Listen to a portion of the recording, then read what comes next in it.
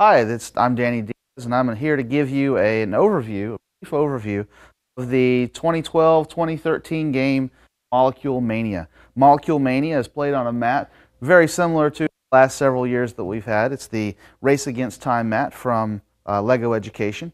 The Race Against Time mat is, of course, added to by using checker pieces, red checkers and black checkers. Normal kit of checkers will have 12 red and 12 black. We're using 10 red and 10 black per field.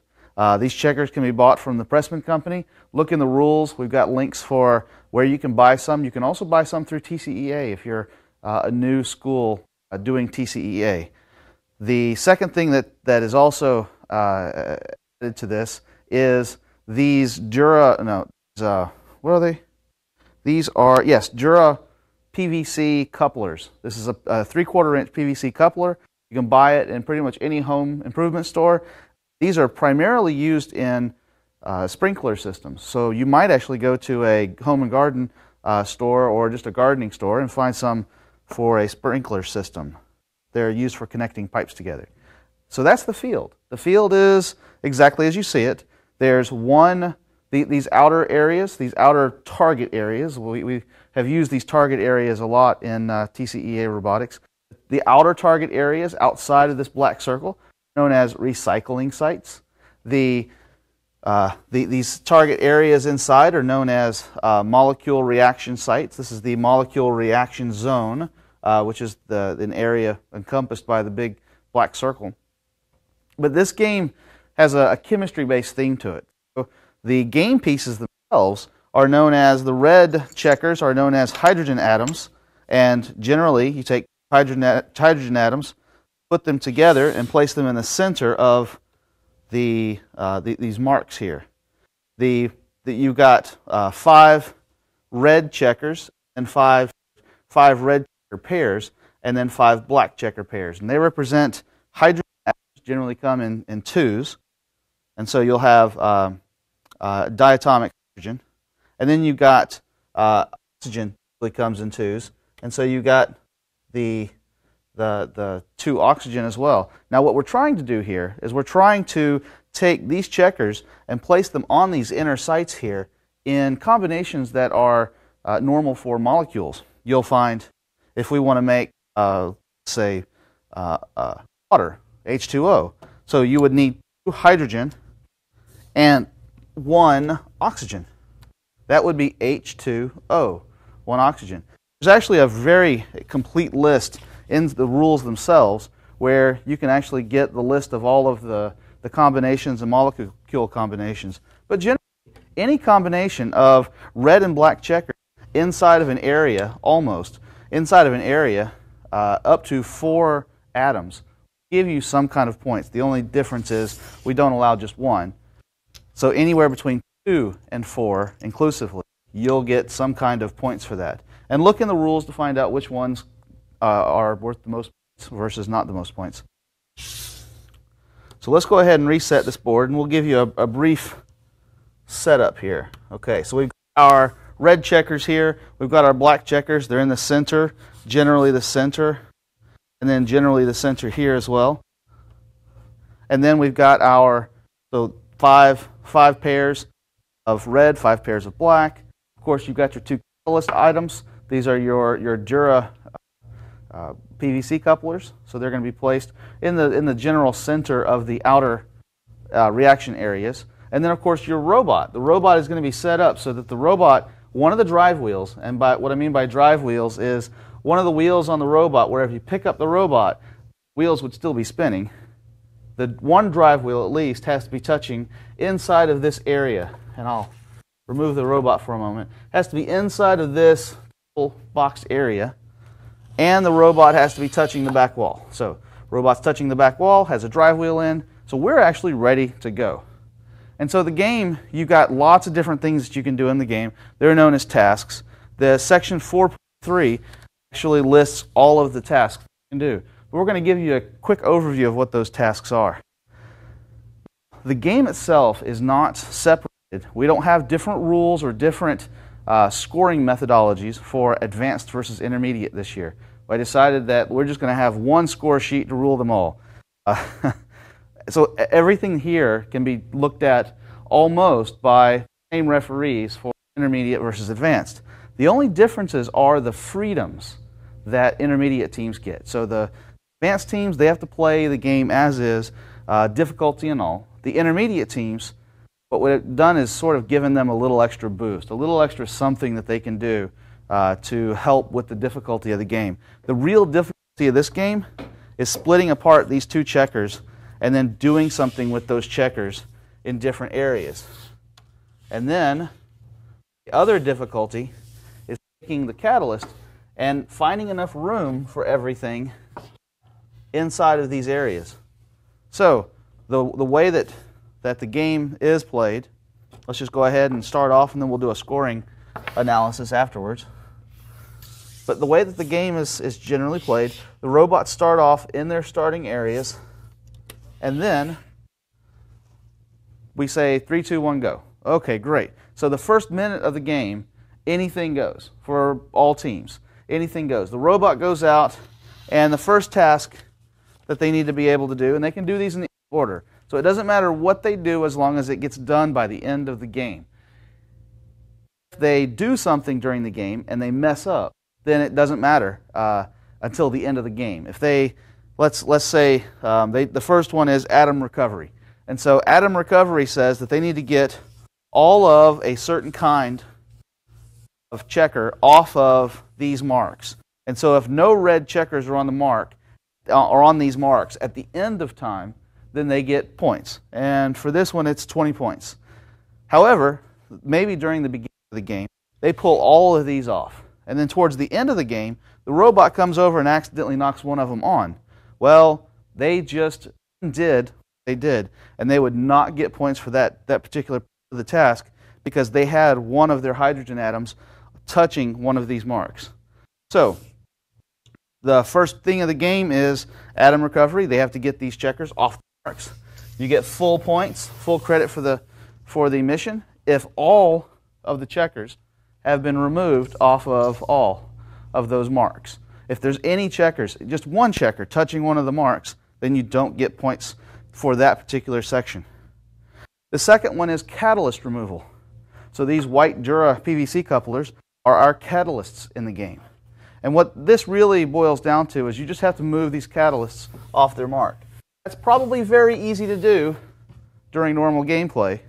So you'd probably look at that as a side effect of doing other things on the board.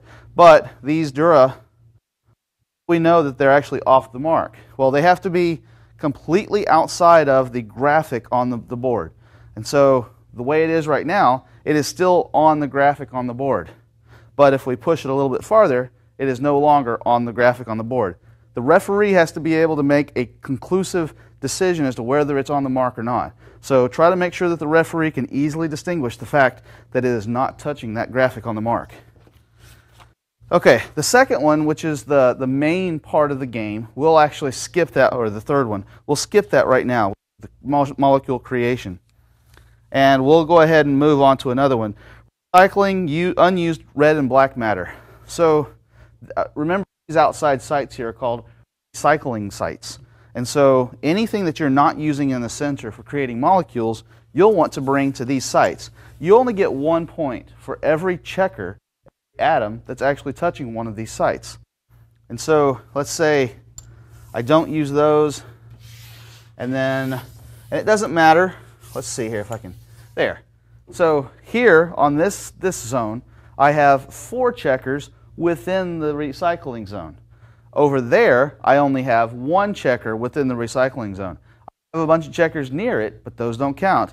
Only the ones that are actually within that area. Now, say one of these checkers was on top of my robot. If one of these checkers was on top of my robot, and I moved my robot over the zone, then technically it is within the zone. It is within the cylinder. So that's what we're looking for. So robots can actually pick up checkers up off the floor, pull them into or on top of the robot, and as long as they're over that area, and that's a very tough spot. I don't expect teams to be able to really do that, but if they do, great. They do not necessarily have to be touching the mark on the table. They just have to be within the area. Similar to scoring a football in football, the ball just has to cross the plane of the goal zone. And that's really what we're looking at here. The robot or the checkers have to cross the plane and be within the plane of the target area. 4-3-5, finishing move. At the end of the game, the robot, I love doing things with the robot at the end of the game. This area right here is known as the safety zone. Now the safety zone is kind of special. The safety zone, when the robot finishes the game, the robot wants to have one drive wheel touching the safety zone and touching one of the two walls next to the safety zone. That's the first option, with one drive wheel touching the safety zone and the robot touching one of the two walls. There's also another thing that you can do for finishing move, and that's actually having no drive wheels touching the mat. Let's say the robot was able to flip itself over like that. Well, then the rule with some part of the robot touching the safety zone, no drive wheels touching the mat, you get those points for finishing move. So the two situations, a drive wheel and touching the back wall, or a drive wheel in and touching the side wall, those are both perfectly good for the first option. And then the second option, the robot has to be touching the safety zone and the drive wheels cannot be touching the mat. Now, during competition play at state, this setup is actually going to be worth more points. So keep that in mind if you have aspirations to go to state. This is actually going to be worth more points at state versus just having a drive wheel and touching. Okay. 4-3-6 rules is share with the world. Now, this particular game, you okay? Okay. This particular game, sharing with the world, we want you to share your bill of materials. Now, teams need to have a bill of materials. They don't have to have a bill of materials. If they don't want those 20 points associated with this element, then they don't have to show a bill of materials to the referee. However, if they would like some free points, they need to show a bill of materials to the referee. Now, inside the rules, it is specified what the format of the bill of materials is. I won't take the time to find that in here, but it's in here, and there's a nice table. It's on page 13. On page 13, section 316.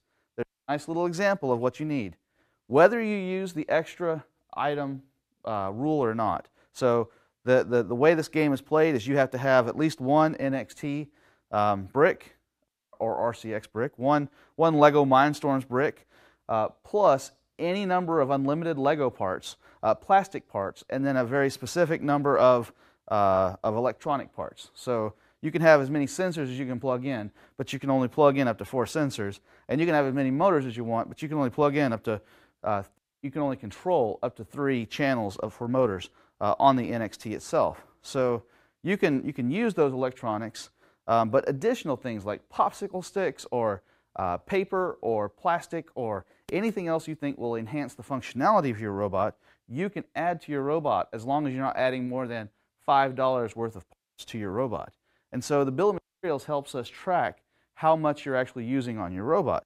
Now, if you're only using plastic parts and Lego parts and you're not using anything extra, you still need that bill of materials to say, I'm using Lego parts. But if you're using anything else, then you'll add to that. So if you want those 20 points, you have to bring a bill of materials that says, I'm only using Lego parts, or I'm using Lego parts plus a bunch of other stuff. You list it out. Rules, it shows you how to do it. Show it to the referee.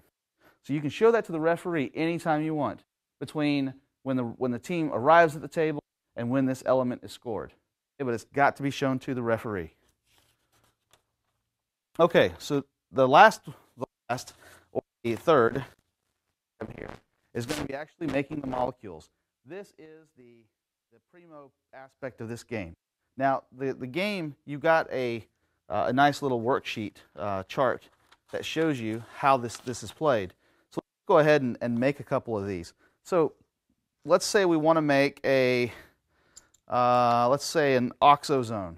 An oxozone is an O4, so it's an allotrope. O4 means we need 4 oxygen atoms. So 4 oxygen atoms.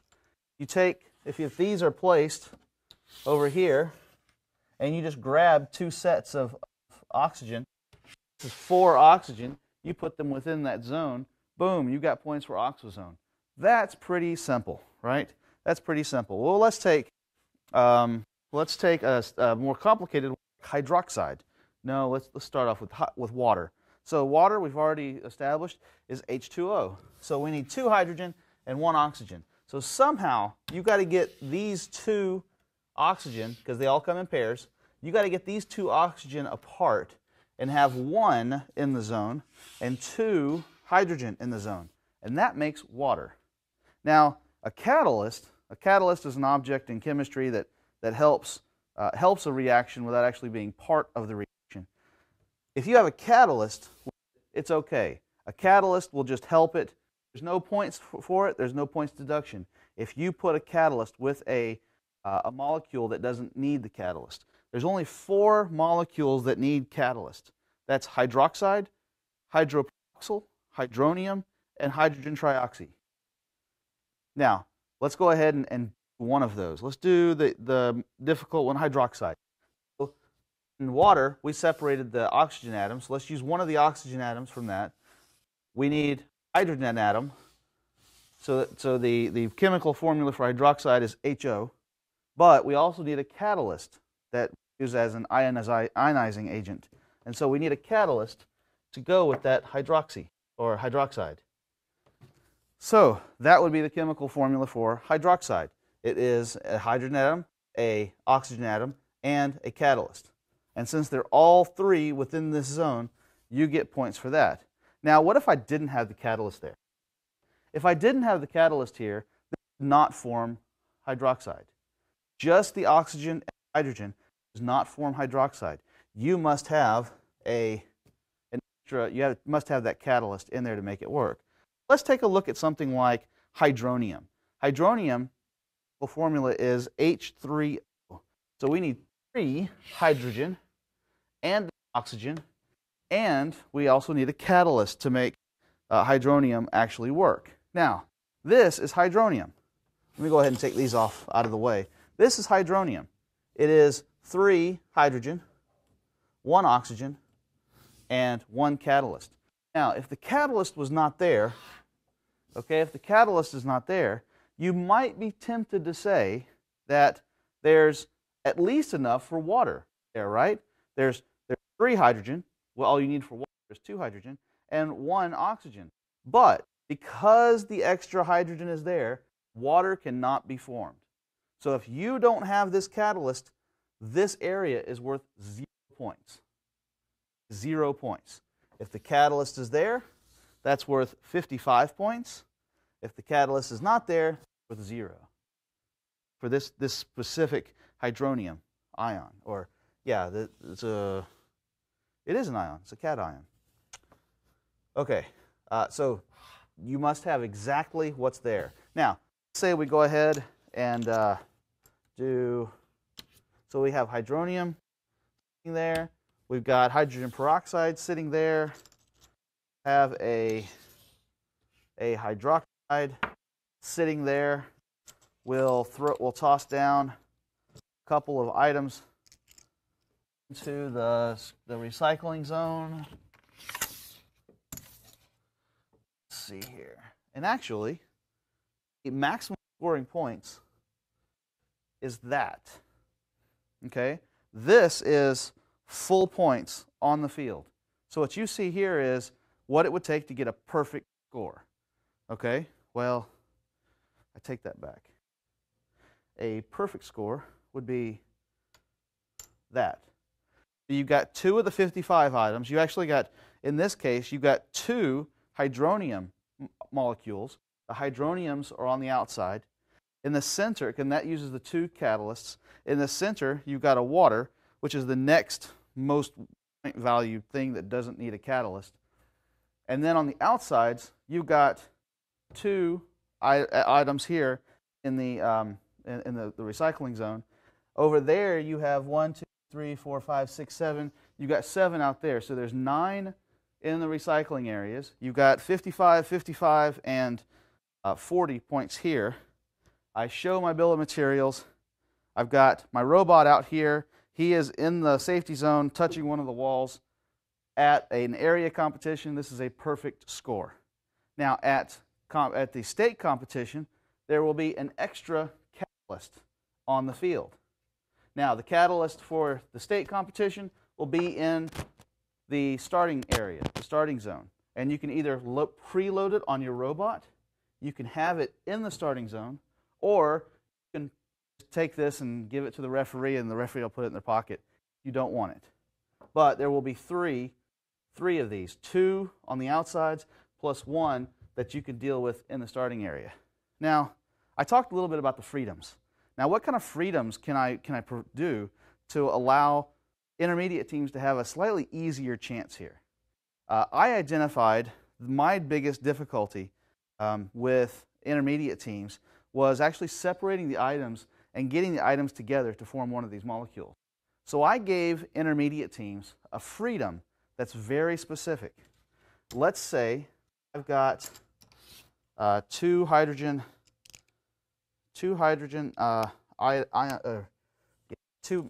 atoms there. I've got 2 oxygen atoms there, and I want to create a hydroxide someplace. Let's say I haven't got all this yet. Okay. Now, if the robot is smart enough to go out, grab 2 items, or 4 items, it's really 4, there's 2 pairs of 2, bring them back and have them touching the starting zone, and maybe a catalyst. So up to 5 items, 4 of which can be atoms themselves. So 5 items, up to 4 atoms, and the robot is not touching any of them. You can actually come in here and work with these items by hand. Okay, intermediate teams are allowed to work with these items by hand. So in order to make hydroxide, which is a very high scoring value, it's 50 points to make a hydroxide. Then what you would do is take these and push them aside. You would take the other 2, which is 1 oxygen, 1 hydrogen, put it together, maybe put the catalyst with it, okay? And maybe then the robot comes over here, grabs the item after a certain period of time, and then delivers it to the center of the board, to the scoring area. That right there would score points for a hydroxide. So what I've been able to do is bring items up to 4 items, 4 atoms plus a catalyst, bring those to the starting zone. You can manipulate, as long as the robot's not touching them, you can manipulate them, and then the robot can come back over, grab the item, and then deliver it. Okay? So that is one of the freedoms. The second freedom has to do with the amount of time that you have during the game. So let's say that during the game, I am working like a madman, trying to do everything that the game has. After that 1 minute, before that 1 minute, during the first minute, you can recover your robot from the field up to 5 times. Okay, if the robot comes out here and gets stuck, you can grab your robot, bring it back to the start zone, put it back into a starting configuration. You can then change programs, do whatever you want to it, hit go, and then the robot can go back out and do whatever you want it to do. After the first minute, advanced teams are not allowed to recover their robot if their robot is breaking the plane of this center reaction zone. If the robot is breaking the plane of the center reaction zone, then you cannot recover the robot. Okay, the last minute of the game, advanced teams cannot recover their robot. Intermediate teams, however, can still recover your robot, no matter how much time has elapsed.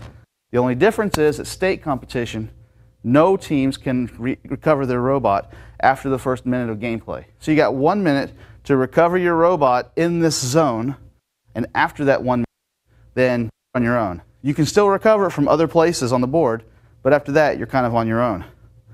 The only other thing that you can do with this, and any level teams can do this, is a safe recovery.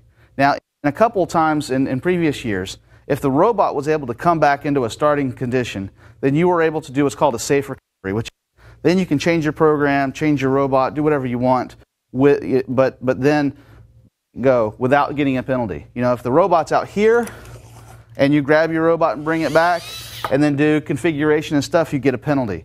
But if your robot goes out and your robot smartly comes back, then there's no penalty. Well, this year the robot can't come back on its own to base. Your robot can actually go to the safety zone. So if your robot is in the safety zone, and if your drive wheel is in the safety zone, and the robot is touching one of the walls, the ending configuration, then you can bring the robot back to base or to the starting area, back to the starting area without penalty. Now you can only do this if there's nothing in there. So intermediate teams that are using this zone to form whatever it is they want to form can't actually bring the robot back until this zone is clear. Zone has to be perfectly clear, which means intermediate teams can grab whatever's in the zone, as long as there's no more than 4 atoms in the zone, and can remove it from the field and give it to the referee and then bring their robot back. Okay? Advanced teams, if there's something accidentally in their zone, advanced teams cannot bring their robot back without penalty. Okay? All right. And even when you bring your robot back with penalty, this stuff has to be cleared out. So this would be removed from the field if you brought your robot back. And you would give this to the referee, and that would be it. All right. So the game, we tried to make the game as technically correct. So make sure that all the elements of chemistry were being represented correctly here. We tried to make the scoring very simple. Tried to make it as less complicated as last year. Last year it was so hard it took 10 minutes after the game was over with to score it. And we tried to make most of the gameplay doable for intermediate teams. If you have any questions, you have any thoughts or comments, now's the time to get them in. Around October 1st, maybe the first week of October, we're going to finalize the rules. And so you need to go to the website, look at the rules, look them over, make sure you like what you see. If you have if you see anything glaring in there that is obviously either incorrect or not worded properly, then go to the forum and say so. We can change the rules to an extent up until probably after the first week in October. Then the rules are going to be solidified, and whatever's in the rules, it's going to be played with. Okay, so make sure nobody take advantage of the rules. So look them over, making sure nobody can take advantage of them. And second of all, make sure that the game is playable. I think the game really is playable, but definitely could use as many eyes as possible. All right, thank you very much. If you have any questions, of course, go to the forum and ask. Thanks.